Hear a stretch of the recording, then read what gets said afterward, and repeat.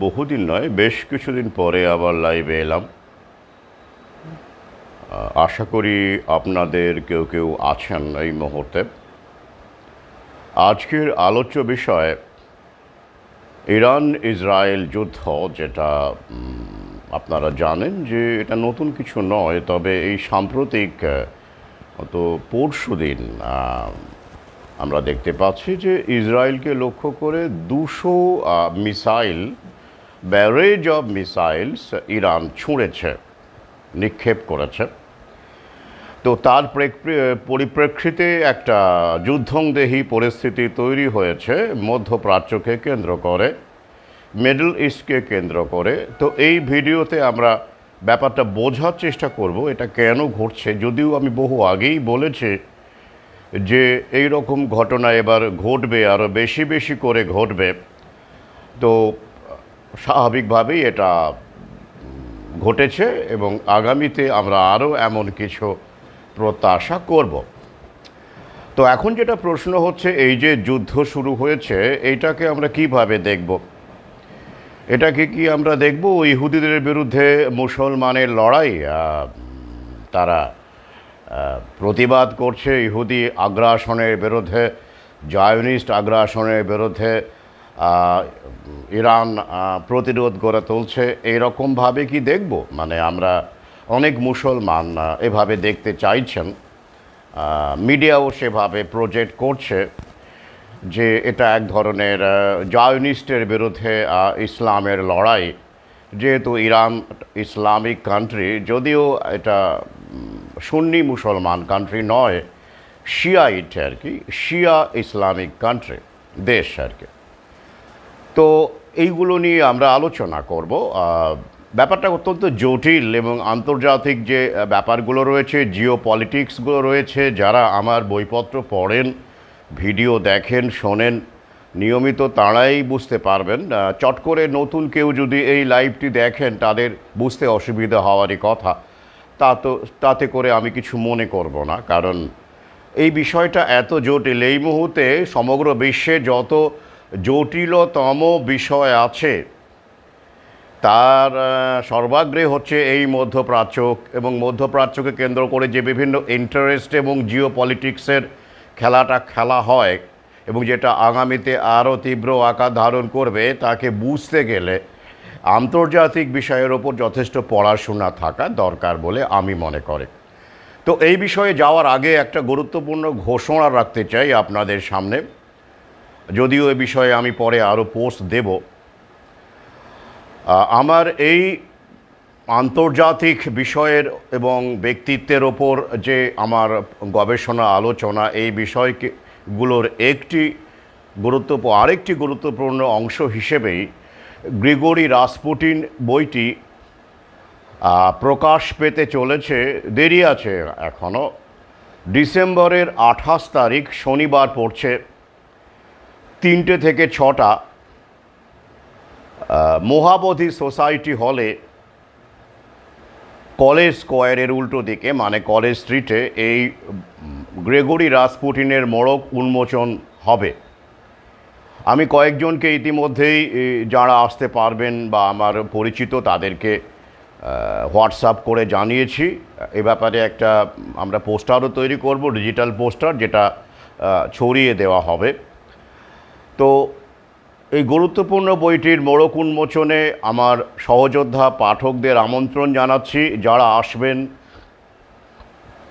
তারা নিশ্চয়ই আমাকে মেসেজ করবেন, আসতে চাইবেন, কারণ একটু সামান্য আমাদের সাধ্যমতো, আমার সাধ্যমতো আড্ডা আপ্যায়ন, এবং আপনারা যারা অংশগ্রহণ করতে চাইছেন, সে স্বরচিত কবিতাই হোক বা কিছু বক্তব্য রাখাই হোক বা গান হোক, যেভাবেই হোক না কেন, আমরা এই অনুষ্ঠানটিকে একটা কালচারাল প্রোগ্রাম বা কালচারাল আড্ডা হিসেবেও দেখতে চাইব।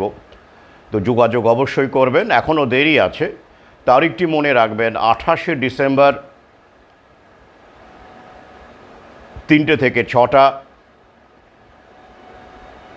মহাবোধি সোসাইটি হলে, কলেজ স্কোয়ার। আমি ফেসবুকে লিখিত পোস্ট দেব এই বিষয়ে। তো যাই হোক, এই বইটির যে আলোচ্য বিষয়, এটা ইতিহাস নির্ভর উপন্যাস, সবটাই তথ্য পাবেন। অবশ্যই সেটা উপন্যাসের অঙ্গিকে লেখা হয়েছে এইমাত্র। এই গ্রেগরি রাসপুটিন আন্তর্জাতিকভাবে সবচেয়ে বিতর্কিত ব্যক্তিদের মধ্যে অন্যতম। দ্বিতীয় নিকোলাসের সঙ্গে তার গভীর সম্পর্ক, রাজ পরিবার, জার পরিবারের সাথে তার গভীর সম্পর্ক। অত্যন্ত সাধারণ দরিদ্র কৃষক পরিবারে জন্ম নিয়ে সাইবেরিয়ার প্রত্যন্ত গ্রাম থেকে উঠে এসে তিনি কীভাবে জারের বৃত্তে ঢুকে পড়েছিলেন এবং তার প্রভাব বিস্তার করেছিলেন, তার শত্রুর সংখ্যা বৃদ্ধি করেছিলেন, অনুরাগের সংখ্যাও বৃদ্ধি হয়েছিল। তো এই নিয়ে এক টানাপোড়েন তৈরি হয় এবং সেই বলশেভিক বিপ্লবের পটভূমিতে রাসপুটিনের উত্থান খুব ইন্টারেস্টিং বলে আমার মনে হয়েছে। আমার কেন, গোটা বিশ্বের এখনও তাকে নিয়ে বহু লেখালেখি হয়। তো তাকে নিয়ে আমার এই ঐতিহাসিক গ্রন্থ। পরে এ নিয়ে আমি বিস্তারিত আলোচনা করব, ইউটিউবেও আলোচনা করব বা লেখাও থাকবে। আমি এটা আর বেশি এখানে আলোচনা করতে চাইছি না, কারণ এই ভিডিওর বিষয় ইরান ইসরায়েল যুদ্ধ। এটা তো হওয়ারই ছিল, তাই না? এটা তো পরিকল্পনা মাফিক করানোই হলো। কিছুদিন আগে যখন রেইজি মারা গেলেন, জানেন ইরানের রাষ্ট্রপতি রেইজি হেলিকপ্টার দুর্ঘটনায় মারা গিয়েছেন মে মাসে, এই বছরেরই মে মাসে, সম্ভবত মে মাসেই। তখনই আমার সন্দেহ হয়েছিল, অনেকে ইনবক্সে জানতেও চেয়েছিলেন, কিন্তু আমার ব্যস্ততার কারণে এখন সেভাবে লাইভে আসতে পারি না। তো তখন যখন ইরানের যারা রাষ্ট্রের দিক থেকে এখন যেমন ধর্মগুরু খোমেনি আছেন, তারা যেমন বিবৃতি দিয়ে জানিয়ে দিল, না না না, ওটা স্যাবোটাজ নয়, ওটা দুর্ঘটনাই। আমি বিস্মিত হয়েছিলাম, কারণ ইরানের সামান্য একটা এমনও বলা হয়, একটা ঢিল পড়লে ইসরায়েলকে দোষ দেওয়া হয়। ইরানে যদি একটা ঢিল পড়ে, সেটা আমেরিকা বা ইসরায়েলকেই দোষ দেওয়া হয়। ব্যাপারটা এই রকমই আর কি। ব্যাপারটা এতটাই মানে অন্তত বাহ্যিকভাবে দেখতে গেলে এতটাই শত্রুতা ইসরায়েলের সাথে ইরানের। অথচ এক্ষেত্রে বলা হলো যে না, ওটা আবহাওয়ার কারণে হেলিকপ্টার দুর্ঘটনা হয়েছিল। কিন্তু খুব ইন্টারেস্টিংলি, যে হেলিকপ্টারে করে রেইজি সাহেব ভ্রমণে বেরিয়েছিলেন, সেটা 1978 সালের মডেল। মানে ভাবতে পারেন কত পুরনো একটা হেলিকপ্টার। এবং এই কারণে আমরা দেখতে পাই যে এই এয়ার ট্রাভেলের ক্ষেত্রে খোমেনি সাহেব, এটা রেকর্ড আছে, তিনি একবার মাত্র হেলিকপ্টারে চেপেছিলেন। মানে ইরানের ধর্মগুরু খোমেনি বুদ্ধিমান মানুষ। তো যাই হোক, তো এত পুরনো একটা মডেল তাকে ওড়ানো হলো কেন?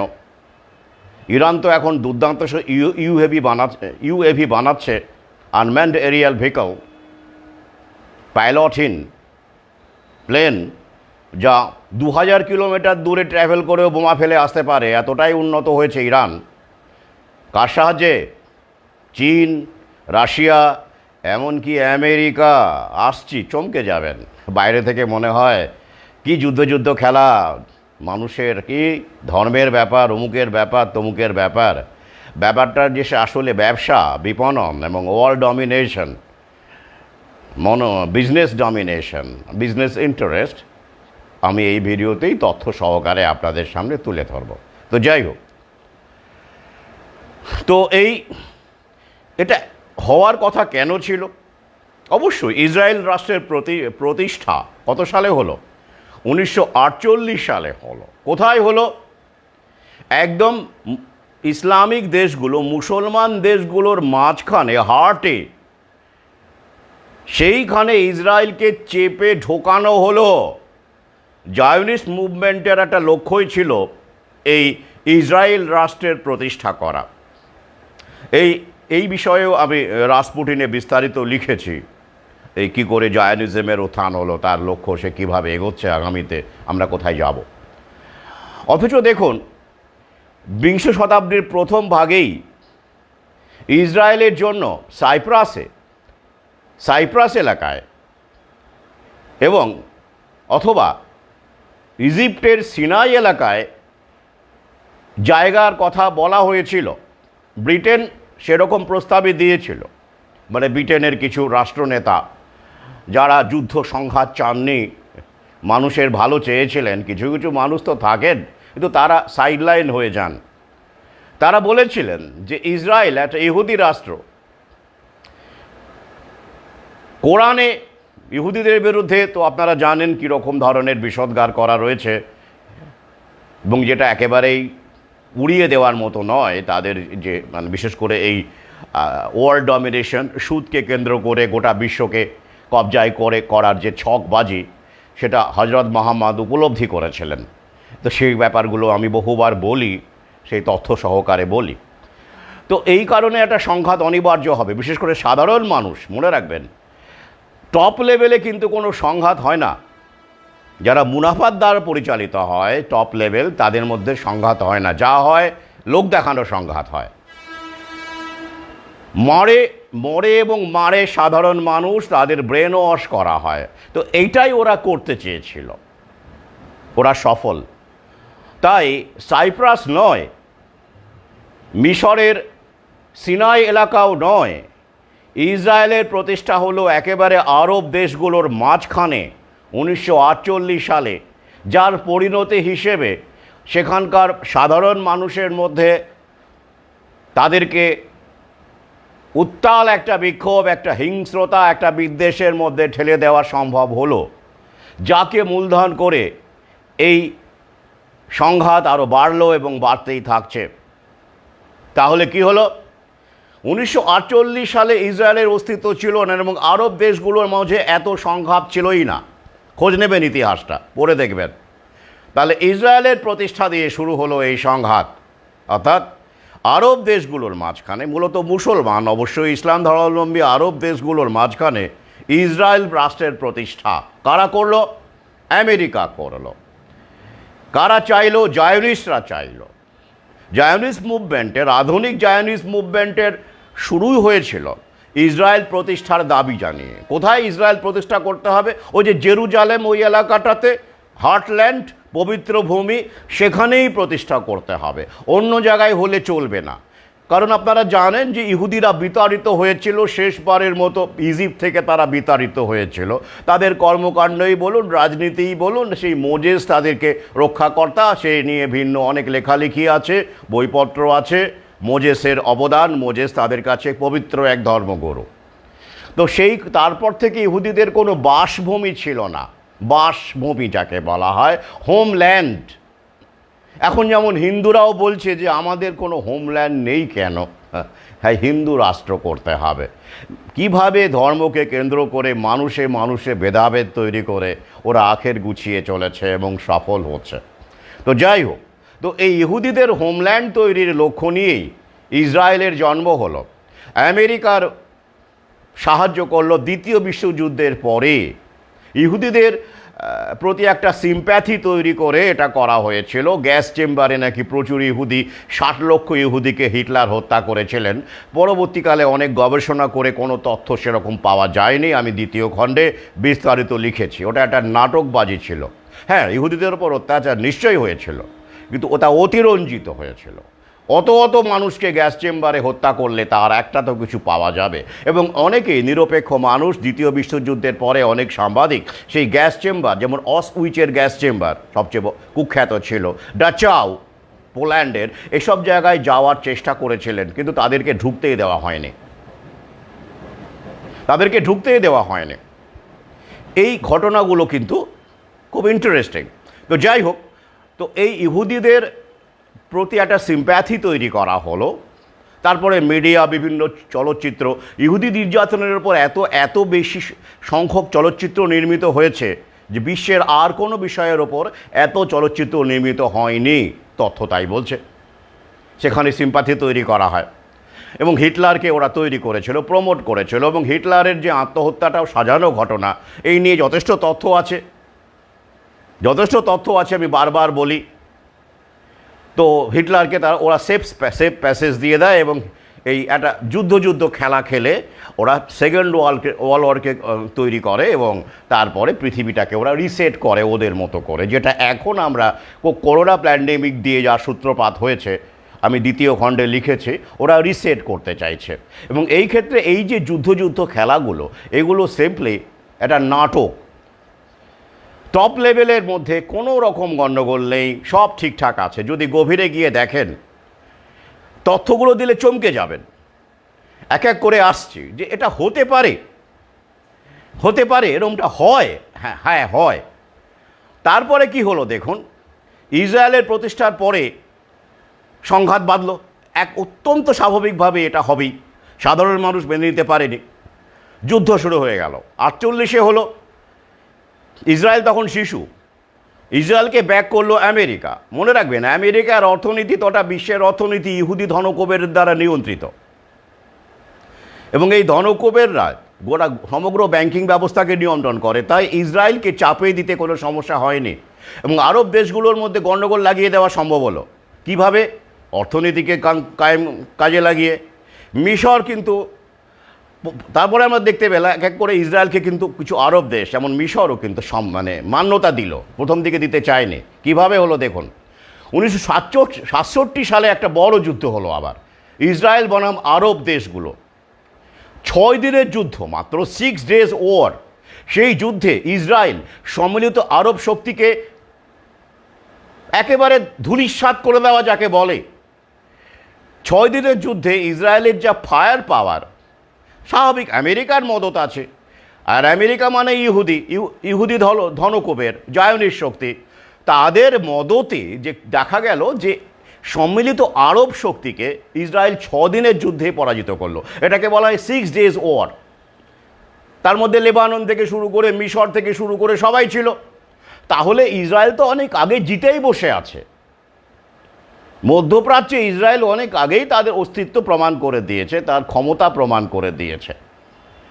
ইসরায়েলের যে ফায়ার পাওয়ার, যা শক্তি, সামরিক শক্তি দেখে নেবেন, ওইটুকু একটা দেশ, তাও 10-এর মধ্যে, মানে ডেটা যা বলছে 10-11 এরকমের মধ্যে তার সামরিক শক্তি, যদি আমরা প্রযুক্তি বা ইত্যাদিকে ধরি আর কি। কিন্তু বাস্তবে 1 নম্বর, কারণ পেছনে জায়নির শক্তি আছে।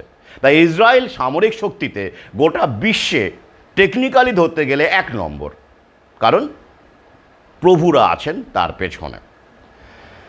তো তাহলে এইবার দেখুন, ইসরায়েল প্রতিষ্ঠার পরে আর কি ঘটলো আমি আসছি, কিন্তু তার আগে কয়েকটা চমকপ্রদ তথ্য আপনাদের দিয়ে দিই ইন্টারেস্ট তৈরি করার জন্য, তাহলে ভালো লাগবে। তারপর এক এক করে আমি আসব কিভাবে এইখানে আমরা এসে পৌঁছলাম, এবং আগামীতে আমরা কি দেখতে চলেছি এই ইরান ইসরায়েল সম্পর্ক।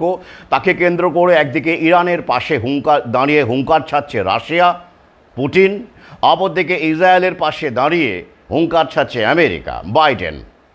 তাই তো, একটা পরিষ্কার তৃতীয় বিশ্বযুদ্ধর যে একটা গন্ধ আমরা পাচ্ছি, মিডিয়াও তাই বলছে। যদিও বিশ্বযুদ্ধ মানে শুধু কামানে বন্দুকে হয় না, এই করোনাকে কেন্দ্র করেই ওদের বিশ্বযুদ্ধ কিন্তু শুরু হয়ে গেছে। আমি দ্বিতীয় খণ্ডে সেটা তথ্য দিয়ে বুঝিয়েছে। যুদ্ধ মানে শুধুমাত্র বোমা বন্দুকে হয় না, পলিসি দিয়েও হয়। যুদ্ধ মানে হচ্ছে এটা, যখন আমরা নতুন বিশ্ব ব্যবস্থায় দেখতে পাচ্ছি সমস্ত কিছু ভেঙে গড়া, যুদ্ধ মানেও ভেঙে গড়া, এটাও একটা যুদ্ধ। বিল্ড ব্যাক বেটার, এই জায়গাটাই আমরা বোঝার চেষ্টা করছি। আসুন এই মুহূর্তে একটু খেলাটা দেখে নিই। ইরান ইসরায়েলে কেন মিসাইল হামলা করলো? ইহুদিরা শত্রু। তা ইরান কি সাধারণ ইহুদিকে মারতে চাইছে? ইহুদিকে হত্যা করাই কি ইরানের লক্ষ্য? ইরান তো বারবার বলে যে ইসরায়েলের অস্তিত্ব তারা মুছে দেবে, পৃথিবীতে ইসরায়েল থাকবেই না, বারবার করে তারা বলে। এবং ইসরায়েলের দোসর হলো আমেরিকা। তো অতএব তাহলে ইরানের 1 নম্বর শত্রু ওরাই বলে। কারা? ইহুদি রাষ্ট্র ইসরায়েল। বেশ ভালো কথা। আর কে? আমেরিকা। যেহেতু আমেরিকা ইহুদিদেরকে মানে ইসরায়েলকে হেল্প করে, সাহায্য দেয়, অস্ত্রশস্ত্র দিয়ে সাহায্য দেয়, বেশ ভালো, সর্বত্রভাবে সাহায্য করে ইহুদি লবি। এটা আপাতভাবে আমরা দেখলাম এবং আমরা দেখতে পাচ্ছি, বেশ ভালো। আর কি দেখতে পাচ্ছি? ইরানের পক্ষে রাশিয়া। আর কি দেখতে পাচ্ছি? ইসরায়েলের পক্ষে আমেরিকা। বেশ, এটা বেশ ভালো লাগলো। কিন্তু বাস্তবে কি এটা, মানে গভীরে গেলে আমরা কি দেখব? পৃথিবীতে সবচেয়ে বেশি ইহুদি কোথায় থাকে বলুন তো? অবশ্যই ইসরায়েলে থাকে, 2 থেকে 2.5 লক্ষ মতো এখন বর্তমানে ইহুদির সংখ্যা ইসরায়েলে সবচেয়ে বেশি। তারপরে সবচেয়ে বেশি ইহুদি কোথায় থাকে বলুন তো? America, United states of America, 60,000 মতো। হ্যাঁ, ওটাই ইহুদিদের মানে ক্ষমতা কেন্দ্রিক বাসভূমি, যেখান থেকে ওরা বিশ্ব অর্থনীতিকে নিয়ন্ত্রণ করে। আর তারপরে সবচেয়ে বেশি ইহুদি থাকে কোথায় বলুন তো? ইরানে থাকে। ইরান প্রায় 10,000। কি একটু কেমন লাগছে না? মাথা ঝিমঝিম করছে না? আরে ওরা ইহুদি মারবে বলে, ইহুদিদের বিরুদ্ধে আক্রমণ করবে বলে ইসরায়েলে 200খানা মিসাইল ছুড়ে ফেললো, আর ইরানেই সবচেয়ে বেশি ইহুদি আছে গোটা বিশ্বে। 3rd largest population of Jews কোথায়? In Iran. ইসরায়েল তো ইহুদি রাষ্ট্র, ওখানেই সবচেয়ে বেশি থাকবে, স্বাভাবিক। আর আমেরিকা ইসরায়েলের বন্ধু, সবাই জানে, প্রথম থেকেই আমরা জানি। ইহুদি রাষ্ট্র গঠনে আমেরিকার বড় অবদান, সেখানেও থাকবে, তাও স্বাভাবিক ধরে নেওয়া যায়। কিন্তু ইরান তো ইহুদি বিদ্বেষী একটি রাষ্ট্র, চরমভাবে। সেইখানে কি করে 10,000 ইহুদি থাকে? কিভাবে থাকে? অত্যাচারিত? না না না না না, লিঙ্ক দিয়ে দেবো, দেখে নেবেন। ইরানের ইহুদিরা দারুণ দারুণ আছে, মানে তারা নিজেরাই বলছে। কমেন্টগুলো দেখে নেবেন, সেখানে চ্যাট লিঙ্কও আমি দিয়ে দেব। ইরানের ইহুদিরা বহাল তবিয়তে সুন্দরভাবে আছে। মানে আমরা এখানে অনেকে আমরা গর্ব করি তো যে ভারতের মুসলমানরা যথেষ্ট ভালো আছে, মুসলমান দেশের তুলনায় অনেক ভালো আছে, এটা আমরা বলে থাকি। তো যদিও ঘটনা কিছু ঘটে, আপনারা জানেন, ঘটে, এমনগুলো ঘটানো হয় বেশিরভাগ ক্ষেত্রেই। কারণ আমি মনে করি সাধারণ হিন্দু মুসলমান তাদের মধ্যে কোনো বিরোধ বিবাদ থাকতে পারে না। এগুলো ব্রেন ওয়াশ করে করানো হয়, ফান্ড করে করানো হয়, রাজনীতি দিয়ে করানো হয়। তো যাই হোক, তাহলে তার চাইতে কয়েক গুণ ভালো আছে ইরানের ইহুদিরা। কি অবাক হচ্ছেন না? তাহলে ইহুদি যদি আমরা হত্যা করতে, ওরা মাঝে মাঝে দেখবেন 2জন ইসরায়েলে ইহুদি মারা গেল, খবর হয়। বাস্তবে মারা যায় কি না এ নিয়ে ভাবুন। এবার ভাবুন, ইরানকে ইহুদি মারতে গেলে কি বোমা ছুঁড়ে, মিসাইল ছুঁড়ে মারতে হবে? হবে না। নিজের দেশেই 10,000 আছে, ভালো আছে, বহাল তবিয়তে আছে। এ একটা তথ্য। হ্যাঁ, নীলাদ্রি জানো না? দেখে নেব, লিঙ্ক দিয়ে দেবো, কোনো সমস্যা নেই। আচ্ছা, আর কি? এগুলো ভাবানোর জন্য দিচ্ছি, তারপরে আমি 2-4 করার জন্য আলোচনা করব কেন এসব হচ্ছে। আর একটা তথ্য দিই, ইরান এই মুহূর্তে তেল, ইরানের প্রধান অর্থনীতি কি বলুন তো? তেল, পেট্রোলিয়াম। 80% ইরানের যে জিডিপি, তার 80%ই কোথা থেকে আসে? তেল থেকে আসে, তেলের দেশ। এবং গোটা বিশ্বের প্রায় 3-4% পেট্রোলিয়াম এখন ইরান উৎপন্ন করে। প্রতিদিন গড়ে 3 মিলিয়ন ব্যারেল করে তারা তেল উৎপন্ন করে, এভরি ডে 3 মিলিয়ন। টার্গেট হচ্ছে 4 মিলিয়ন করার আর কি। এতদিনে হয়েই গেছে $4 million per day, not a matter of joke. তাহলে ইরানের অর্থনীতি তেলের ওপর দাঁড়িয়ে, এ ব্যাপারে কি কোনো সন্দেহ আছে? নেই, কোনো সন্দেহ নেই। ইরানের অর্থনীতি তেলের ওপর দাঁড়িয়ে 80%। কিন্তু সেই তেল কে কেনে? কিনতে তো হবে। কে সবচেয়ে বেশি কেনে? চায়না। চীন দেখা যাচ্ছে বিগত 10 বছরে বা তারও বেশি সময় ধরে পার ডে 1.5 মিলিয়ন ব্যারেল করে ইরানিয়ান অয়েল কিনেছে পার ডে। তাহলে দেখুন, ইরান উৎপন্ন করেছে পার ডে 3 মিলিয়ন ব্যারেল, আর চীন একাই কিনেছে পার ডে 1.5 মিলিয়ন ব্যারেল। তথ্য বলছে, আমি তো বানাইনি, দিয়ে দেবো লিঙ্ক। তাহলে চীন করোনা প্যান্ডেমিকের একটা মুখ, সেখান থেকেই ভাইরাস ছড়ালো, উহান থেকে। চীনের ভ্যাকসিন সিনোভ্যাক ইরানে ব্যবহার হলো, হবেই তো চীন। তাহলে চীন এখন জায়নিক শক্তির একটা প্রধান মুখ। আমি বারবার বলেছি, একটা সময় ছিল ব্রিটেন, তারপর হলো ইউনাইটেড স্টেটস। এখন ইউনাইটেড স্টেটসের জনগণ যে হারে খেপেছে ফার্মালবির ওপরে, এবং রিপাবলিকান পার্টি সেখান থেকে আস্তে আস্তে জায়নিক শক্তি তাদের সেন্টার চীনে নিয়ে গেছে। দেখবেন খেয়াল করে, আমেরিকার যে বড় একটা কোম্পানি ডেল, যারা ল্যাপটপ তৈরি করে, কম্পিউটার তৈরি করে, তাদের পর্যন্ত অ্যাসেম্বল হয় কোথায় বলুন তো? চীনে। চীনে ভাবতে পারেন, যত দেখবেন এই কম্পিউটার, ল্যাপটপ, ফোন থেকে শুরু করে আমেরিকান কোম্পানি অ্যাসেম্বল হচ্ছে চীনে। তাহলে চীন এখন একটা বড় ফ্যাক্টর। এবং এই চীনের যে ভ্যাকসিন ইরানে ব্যাপকভাবে দেওয়া হয়েছে, আমার বক্তব্য তাহলে এগুলো থেকে প্রশ্ন করুন, যে দেশটি যদি জায়নিক শক্তির বিরুদ্ধে একটি দেশ হয়, তাহলে সে কি করে করোনা প্যান্ডেমিককে মেনে নিল? এবং মুসলমান বিশ্বের মধ্যে সবচেয়ে বেশি করোনা প্যান্ডেমিকের যে কেসগুলো, মানে করোনা রোগী সেই সময় খবরগুলো পাওয়া যেত, সবচেয়ে বেশি আক্রান্ত হতো ইরানে। তথ্য তাই বলছে। কি এবার আর একটা চমকপ্রদ তথ্যে আসি। এই লকডাউনের সময় ইরান একমাত্র মুসলমান দেশ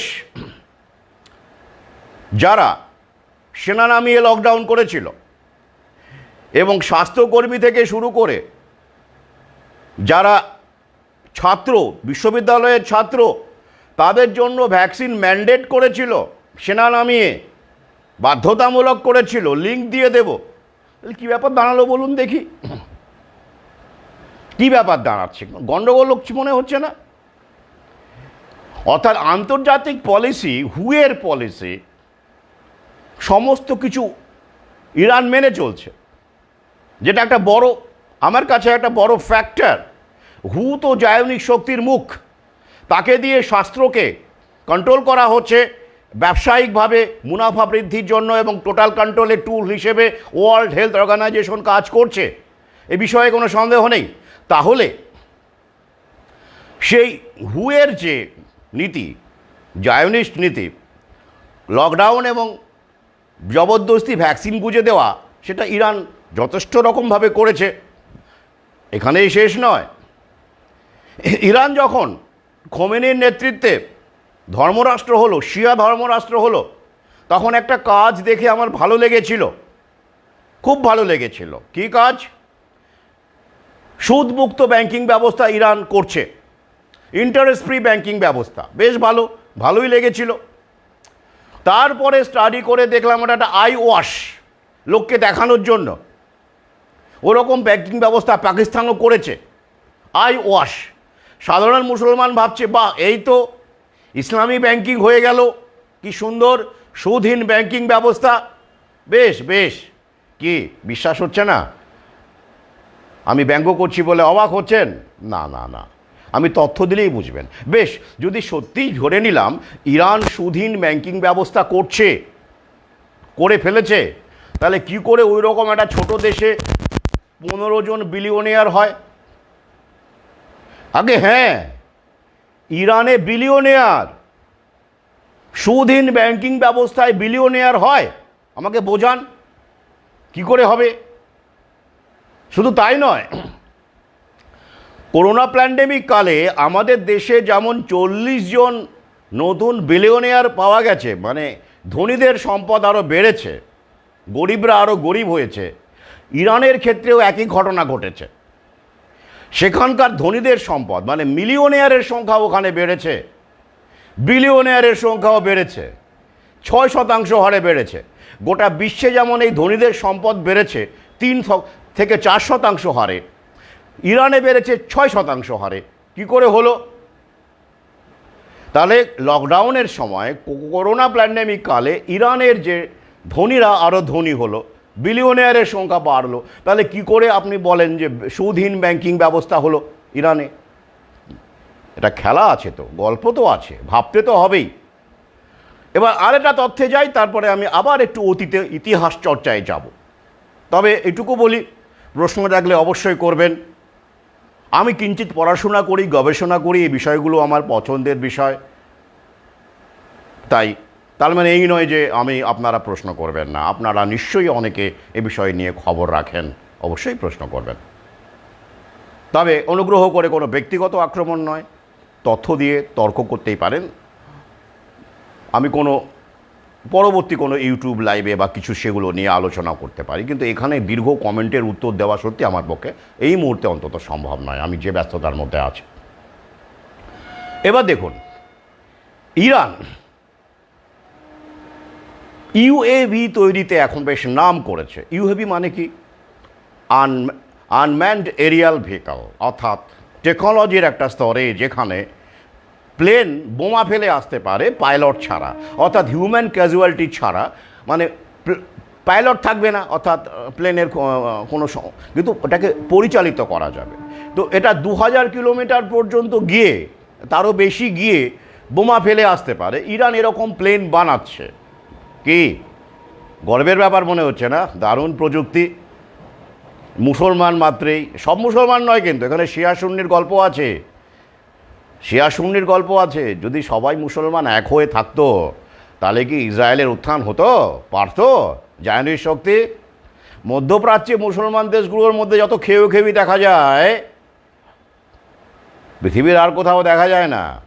কারণ ওই পালের গোদারা, তারা পরস্পরের সঙ্গে, তাদের সম্পদ কখনো, তাদের মৃত্যু জেনারেলি হয় না, তারা ভালোই থাকে। সাধারণ মানুষগুলো মরে। আসছে এক এক করে। তো এই যে ইউএভি তৈরি করছে ইরান, যে ইউএভি ওরা বিভিন্ন দেশে বিক্রি করে, ইথিওপিয়াতেও বিক্রি করে, রাশিয়াও নেয়, লেবাননও নেয়, ভালো বাজার। মানে ইরান এখন অস্ত্রশস্ত্র তৈরিতে একটা ভালো জায়গা, আন্তর্জাতিক বাজার তৈরি করছে বলে মনে করা হচ্ছে। আর এই যে যুদ্ধ, এই অস্ত্র বিক্রির একটা বড় কারণও হলো এই যুদ্ধ, আর্মস রেসকে তৈরি করা। আসছে এক এক করে। তো এই যে ইউএভি তৈরি করছে ইরান, ট্যাঙ্কও তৈরি করছে, তো এইগুলো পার্টসকে দেয় কোথা থেকে আসে? চমকে যাবেন। ইরানের ইউএভি যে ড্রোন, যাকে আমরা বলি ড্রোন, এক কথায় ড্রোন যে তৈরি হচ্ছে, এগুলো হচ্ছে মিলিটারি ড্রোন। ড্রোন অনেক রকমের হয়, ওয়েদার ড্রোন হয়, আবার মিলিটারি ড্রোন হয়। এগুলো মিলিটারি ড্রোন। পার্টস কোথা থেকে আসছে? China, Russia, north Korea. বেশ ভালো লাগছে না শুনতে? অবশ্যই এইসব জায়গা থেকে ইরান পার্টস নিচ্ছে, নিয়ে ড্রোন তৈরি করছে। বাস, করতেই পারে।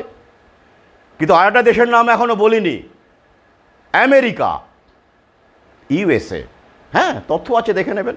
তাহলে যে দেশটা ইরানের বিরুদ্ধে যুদ্ধ ঘোষণা করছে, বলছে ইসরায়েলের সঙ্গে আছেই আমি, সেই দেশ আবার ইরানকে ড্রোন তৈরির পার্টস দিচ্ছে। কিভাবে দিচ্ছে? ব্যবসা মশাই, ব্যবসা। কারণটা বুঝুন। ইরানে যারা এই আর্মস ইন্ডাস্ট্রি বানাচ্ছে, ইউএভি তৈরি করছে, তারাও বিলিয়নিয়ার। আমেরিকাতে যারা আর্মসের ব্যবসা করছে, অস্ত্রশস্ত্র ব্যবসা করছে, তারাও বিলিয়নিয়ার। তারাও মুনাফা চায়, তারাও চায় অস্ত্র বিক্রি হোক। সব তো প্রাইভেট প্রপার্টি এখন, জানেন তো। অস্ত্র মানুষ তৈরি করছে, বিলিয়নিয়াররা তৈরি করছে, তারা ইনভেস্ট করছে। দুর্দান্ত ভালো ব্যবসা, মানুষ মারার ব্যবসা। এই হলো ধনতন্ত্র, জায়নিস্ট ক্যাপিটালিজম। তাহলে আমরা মারামারি খেলি, সরকারকে দিয়ে মারামারি খেলায়, রাষ্ট্রনেতারকে পুতুল, আর যারা রাজি হয় না মারামারি খেলতে তাদেরকে সরিয়ে দেয়। এই রেইজি সরে গেল, এবার যারা রাজি আছে তাদেরকে দিয়ে মারামারি খেলায় আর অস্ত্র বিক্রি হয়। তাহলে তথ্য দিয়ে দেবো, দেখে নেবেন। ইরানের যে অস্ত্রশস্ত্র নির্মাণের চুক্তি রাশিয়ার সঙ্গে আছে, চীন হেল্প করছে, নর্থ কোরিয়া করছে, আবার আমেরিকাও করছে। যেখানে বিলিয়নিয়ার, যেখানে ব্যবসা, তারাই করবে। আমরা মানুষ দেশপ্রেমে ভুগি, আমরা মানুষ, সাধারণ মানুষ ভাবি আমি শিয়া, আমি হচ্ছাম খাঁটি মুসলমান। সুন্নি ভাবে আমি সুন্নি, আমি সুন্নি খাঁটি মুসলমান। হিন্দু ভাবে আমি হলাম বজরং দল করি, আমি খাঁটি হিন্দু। এই করে করে আমাদেরকে মুরগি বানিয়ে বাঁদরের পিঠে ভাগ করে সব কিছু খেয়ে দিয়ে আমাদের হাতে গামছাটা পর্যন্ত আমাদের কাছ থেকে ওরা খুলে নেয়। আচ্ছা, এবার আমি এই তথ্যগুলো দিলাম। এবার আমরা এবার একটু ইতিহাসের দিকে যাই, যেখানে শেষ করেছিলাম। এবার দেখুন, ইসরায়েল প্রতিষ্ঠার পরে ওরা কি করলো। ওরা মধ্যপ্রাচ্যে যেসব মুসলমান কান্ট্রি মানে জায়নিস্ট শক্তির বিরুদ্ধে লড়াই করতে চাইছিল, জেনুইন মুসলমান শক্তি, তাদেরকে উৎখাত করতে শুরু করলো। কিভাবে? ধর্মরাষ্ট্র প্রমোট করে। ইসলামিক রাষ্ট্র, নামে ইসলামিক রাষ্ট্র, কিন্তু দেখলেই মনে হবে আধুনিকতার চরম বিরুদ্ধে, পোশাকে আশাকে, চিন্তা ভাবনায়। ওরা প্ল্যানফুলি এটা করলো যাতে করে মুসলমান সম্প্রদায়ের প্রতি একটা নেগেটিভ ইমপ্রেশন গোটা বিশ্বজুড়ে তৈরি হয়। এটা কিন্তু প্ল্যানফুলি করেছে, এবং এতে করে মুসলমান ধর্মগুরুরা মদত দিয়েছে তাদের নিজেদের স্বার্থে। হ্যাঁ, কিভাবে দেখুন, ইসরায়েল রাষ্ট্র প্রতিষ্ঠার পরে আরব কান্ট্রিগুলোতে যে সংঘাত তৈরি হলো, স্বাভাবিক ইসরায়েলের বিরুদ্ধে যে সংঘাত তৈরি হলো, তাতে করে বিভিন্ন দেশকে ওরা কবজা করে ইসরায়েলের পক্ষে আনার চেষ্টা করা হলো, ব্যাংকিং ব্যবস্থাকে পাথেয় করে অবশ্যই। কিন্তু একটি রাষ্ট্র মধ্যপ্রাচ্যের, সে রুখে দাঁড়ালো জায়নিস্ট শক্তির বিরুদ্ধে, এবং সে ব্যাংকিং ব্যবস্থার কথাও বলতে শুরু করলো। এবং আর কি করলো, সে ডলারের বদলে ইউরোতে ট্রানজ্যাকশনের কথা বলল, তেল বিক্রি। কে বলুন তো? সাদ্দাম হোসেন এবং তার বাথ পার্টি। এই সাদ্দাম হোসেন এই মধ্যপ্রাচ্যে মারাত্মক শক্তিশালী হয়ে উঠলেন, এবং তাকে মুসলমানেরা যারা পড়াশোনা করে, কোরআনটা পড়ে, তারা সালাদিন বলে ডাকতে শুরু করলো। উন্নয়নের দিক থেকে, চিন্তা ভাবনার দিক থেকে এই সাদ্দাম হোসেন হয়ে গেল জায়নিস্ট শক্তির একটা বড় কাঁটা মধ্যপ্রাচ্যে। উনি প্রথম বললেন আমরা ডলারে ট্রানজ্যাকশন করব না, আমরা ইউরোতে করব। এতে করে ইরাক যে সময় যতটা তেল উৎপন্ন করতো, এতে করে ডলারের অবস্থা খারাপ হয়ে যেত। আর একটা তথ্য আপনাদের দিয়ে দিই, ইরানে আপনি ভারতের টাকা নিয়ে যান, সমস্যা আছে, চলবে না। ইউএস ডলার নিয়ে যান, হ্যাঁ ইউএসডি আরামে রমরমিয়ে চলবে। তাহলে কি বুঝলেন? যে ইরান আমেরিকার শত্রু, অফিসিয়ালি ঘোষিত শত্রু বলে আমাদেরকে মিডিয়া, তাই বলে, সেখানে কি করে আপনি আমেরিকান ডলার, ইউএসডি দারুণভাবে গ্রহণযোগ্য হয়? উল্টে তাকে তো, যার কাছে পাওয়া যাবে তাকে তো জেলে ঢোকানোর কথা মশাই। কি করে ইউএসডি সেখানে চলে? প্রশ্ন করুন, ভাবুন। অর্থাৎ ব্যবসার ক্ষেত্রটা তৈরি করা আছে, আর মানুষে মানুষে ভেদ তৈরি করছে। এইবার দেখুন, সাদ্দাম হোসেন যখন শক্তিশালী হয়ে উঠলেন সামরিক দিক থেকে, অর্থনীতির দিক থেকে, সাদ্দাম হোসেনের ইরাকে কিন্তু নারীদেরকে বোরখা পরে আপাদমস্তক, হ্যাঁ মানে যেটা আছে মাথায় একটু আচ্ছাদন দেওয়া, কিন্তু শুধু চোখটুকু দেখা যাবে, ওই যেরকম ইরানে দেখবেন বোরখাধারী মহিলাদের দেখা যায়, সেরকম মোটেই সাদ্দাম হোসেন করেননি। ইরাকে মহিলারা ডাক্তার হতে পারত, পড়াশোনা করতে পারত, সেনাবাহিনীতে নাম লেখাতে পারত, তাদের সন্তান ধারণের সময় ভাতা থেকে শুরু করে অন্যান্য যাবতীয় সুযোগ সুবিধে ছিল, স্কলারশিপ ছিল, ঠিক লিবিয়ার মতো। আর আমি বারবার করে চক্রবুহের দিন রাত্রিতে এই লিবিয়ার যে রাষ্ট্রনেতা গদ্দাফি, তাকে যে কারণে সরিয়ে দেওয়া হলো, গ্রিন বুক, যা সত্যিকারের ইসলামী সোশ্যালিজমের কথা বলে, গদ্দাফির গ্রিন বুকটা পড়ে দেখবেন, ইসলামের যে সমষ্টি চেতনা, সোশ্যালিজম, সমাজবাদ, যেটা মার্ক্সবাদকে প্রমোট করে, মার্ক্সবাদ সেটাকে হাইজ্যাক করে একটা ভয়ঙ্কর একটা আগ্রাসী মতবাদের জন্ম দেয়। কার্ল মার্কস, এঙ্গেলস, যাকে জায়নিস্টরাই প্রমোট করেছিল, যাদেরকে তথ্য আছে, পরবর্তী বইতেই পাবেন। তো সেই সমাজবাদ, ইসলামের মধ্যে যে সমষ্টিগত চেতনা আছে, যাকে পাথেয় করে গদ্দাফি গ্রিন বুক লিখেছিলেন। গদ্দাফিও কিন্তু এই আফ্রিকান বাথ পার্টি, যেই বাথ পার্টি কিন্তু ইসরায়েলের তথা জায়নিস্ট শক্তির 1 নম্বর শত্রু ছিল। কারণ কি, ওরা নারী স্বাধীনতা, চরম উগ্র স্বাধীনতা নয়, একটা নারী পুরুষের পরিপূরকভাবে একসঙ্গে সমাজ গঠন করে থাকা এবং নারীদেরকে একদম ঘরের মধ্যে জব্বাবন্দি করে রাখার বিরুদ্ধে ছিল এই বাথ পার্টি। এটা রাসূলও কখনো চাননি। গভীরে গিয়ে পড়াশোনা করুন। এগুলো কট্টর মৌলবাদকে, যে ইসলামকে প্রমোট করলে মানুষের কাছে, নারীদের কাছে ইসলামকে আরও হেয় করা যাবে, তেমনগুলোকে ওরা প্রমোট করে ইসলামী মানুষ সম্পর্কে একটা নেতিবাচক ধারণা তৈরি করতে সক্ষম হয়েছে গোটা বিশ্বজুড়ে, এবং তাদেরকে মদত দিয়েছে হুজুরেরা। মেয়েদের এটা করা যাবে না, ওটা করা যাবে না, ওই করা যাবে না, সেই করা যাবে না, চাকরি করা যাবে না, ওই করা যাবে না। কোথায় আছে এসব? কোথায় আছে? করা যাবে না? মেয়েরা পুরুষের সঙ্গে কাঁধে কাঁধ মিলিয়ে কাজ করতে পারবে না? কোথায় আছে সব? সালাফি ওয়াহাবিদের প্রমোট করে, যে ওয়াহাবিকে একসময় সৌদি আরবিয়া ব্যান করেছিল, সেইটা করা শুরু করলো ওরা। সাদ্দামের পাল্টা একটা কাউন্টার ব্যালেন্স তৈরি করতে চাইলো। আর তাই ইরানে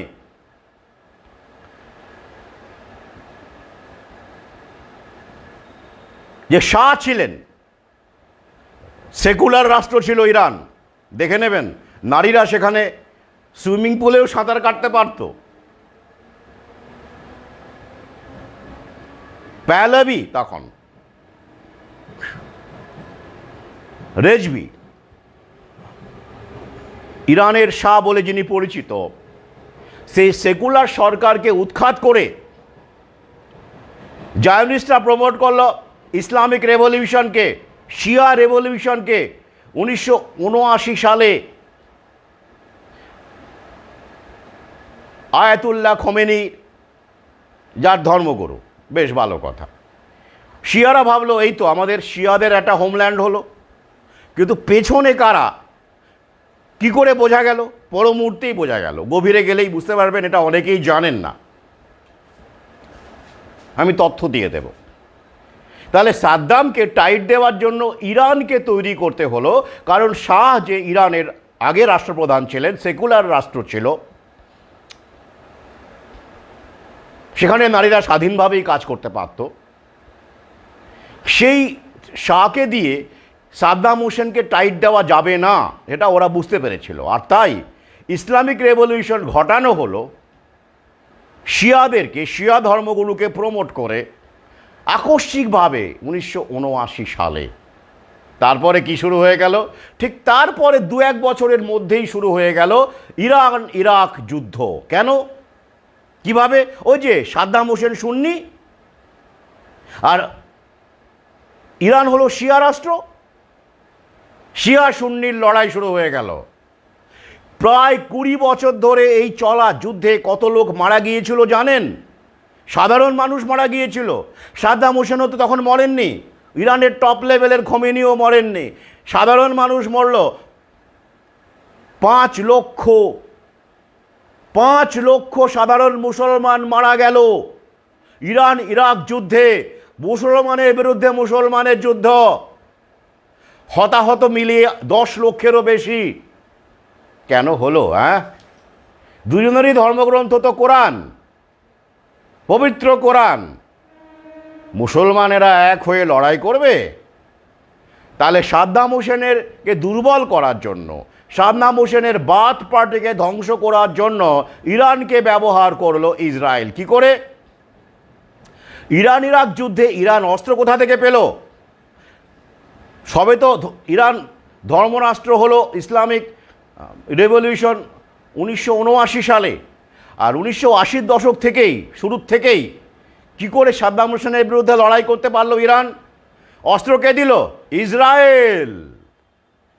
হ্যাঁ, যে ইসরায়েলের ওপর এখন ইরান মিসাইল ছুটছে, সেই ইসরায়েলি ইরানকে অস্ত্র দিয়েছিল, একেবারে তাজা লিক দিয়ে দেব, দেখে নেবেন, গোপনে, সেটা গোপন রাখা হয়েছিল।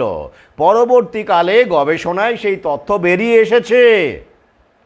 তাহলে আপনি কি করে বলেন যে ইরান ইসরায়েলের শত্রু? এই ধর্মরাষ্ট্র হিসেবেই তো ইরান ইসরায়েলের কাছ থেকে সাহায্য নিয়েছে আরেক মুসলমান সাদ্দাম হোসেনকে ধ্বংস করবার জন্য।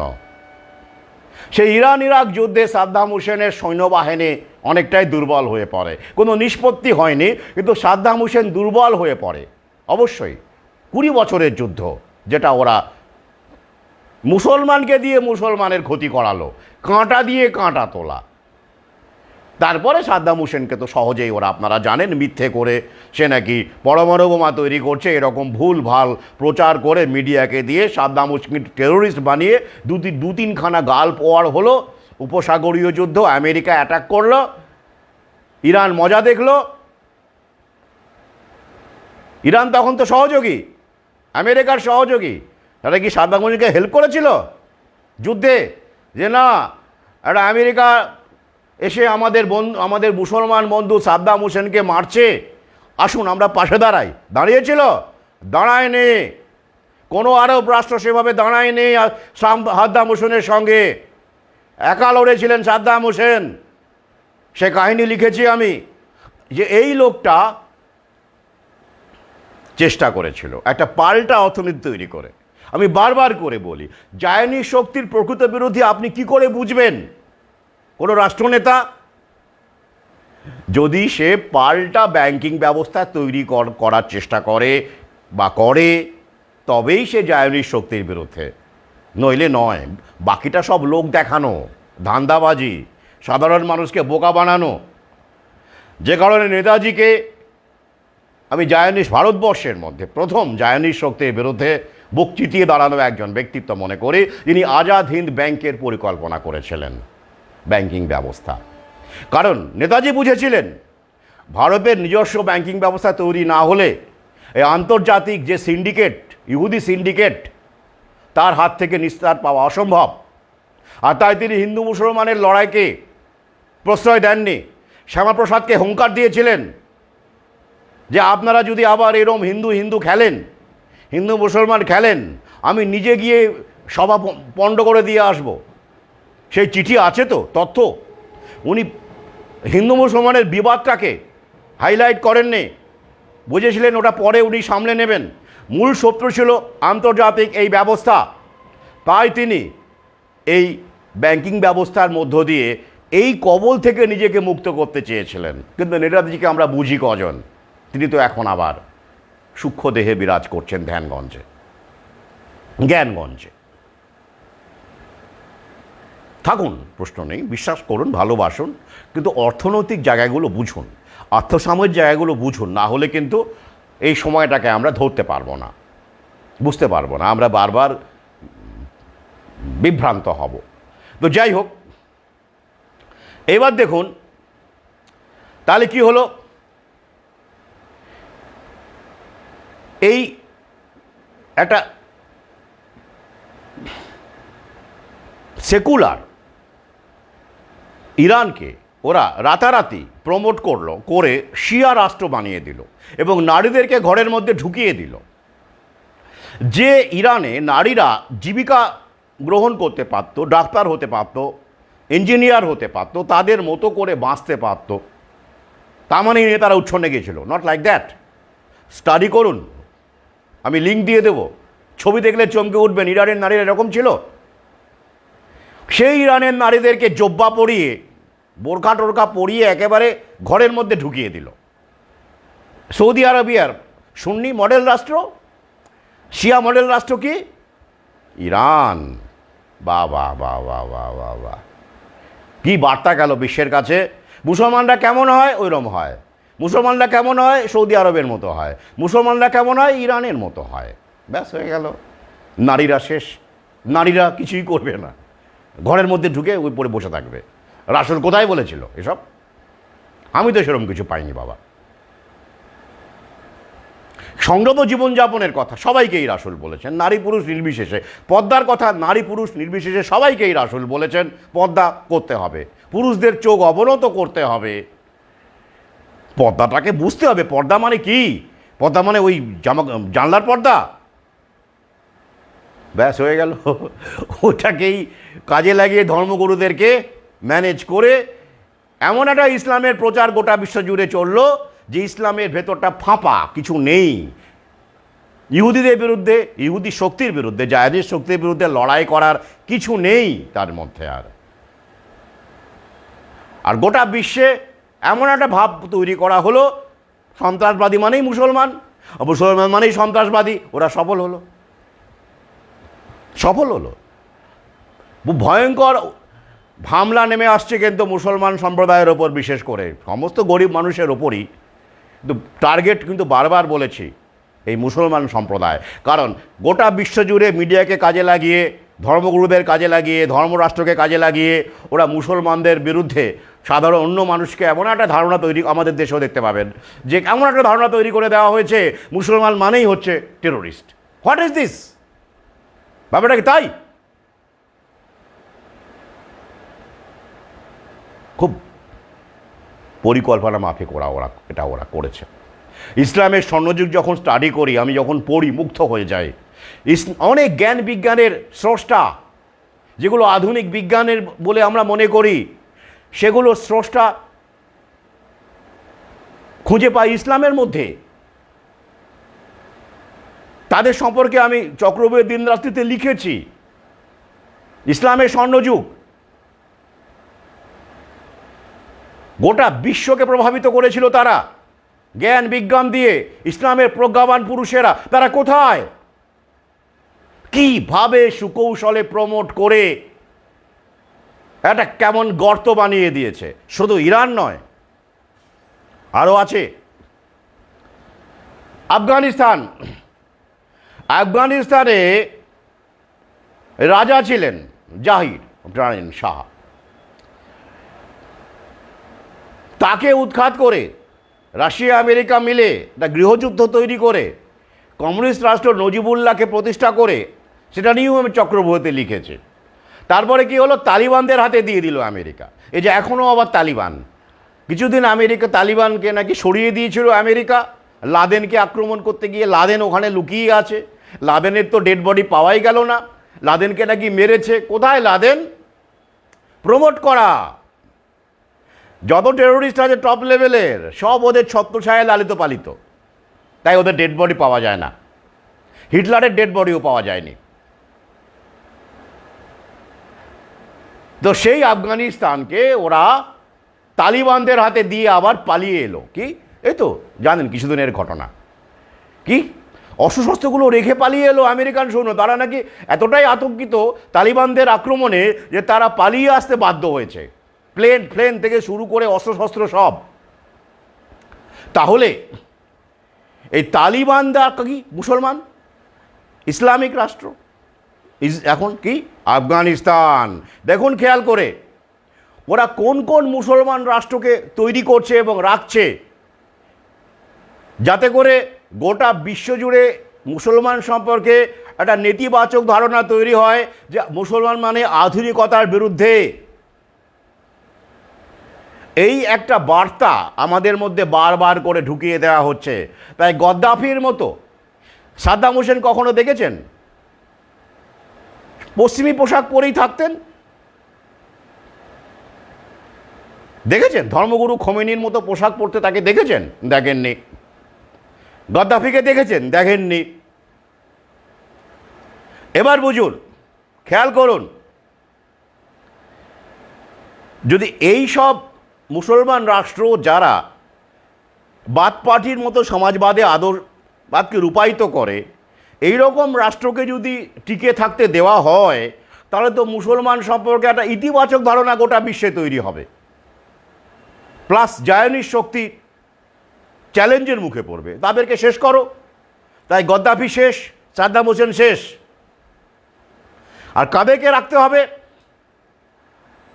হুজুরদের রাখতে হবে, ধর্মগুরুদের রাখতে হবে। তাই তারা এখনও টিকে আছে। সৌদি আরবিয়া টিকে আছে, টিকে থাকবে আরও বেশ কিছুদিন, চাপ নেবেন না। কারণ ওদেরকে দিয়েই আমাদেরকে বোঝানো হয় ইসলাম মানেই এই। তাই গোটা বিশ্বে যে একটা নেতিবাচক ধারণা তৈরি হচ্ছে গোটা বিশ্ব জুড়ে, তার মূলে এই প্রমোট করা ধর্মগুরুদের, এরাই জায়নিস শক্তি এদেরকে তৈরি করে। তাই তথ্যগুলো দিলেন, মিলিয়ে নিলেন, বুঝতে পারবেন ব্যাপারটা আসলে, খেলাটা আসলে কি। আর সাধারণ মানুষ ভাবছে কি যুদ্ধই না হচ্ছে, মরছে সাধারণ মানুষ।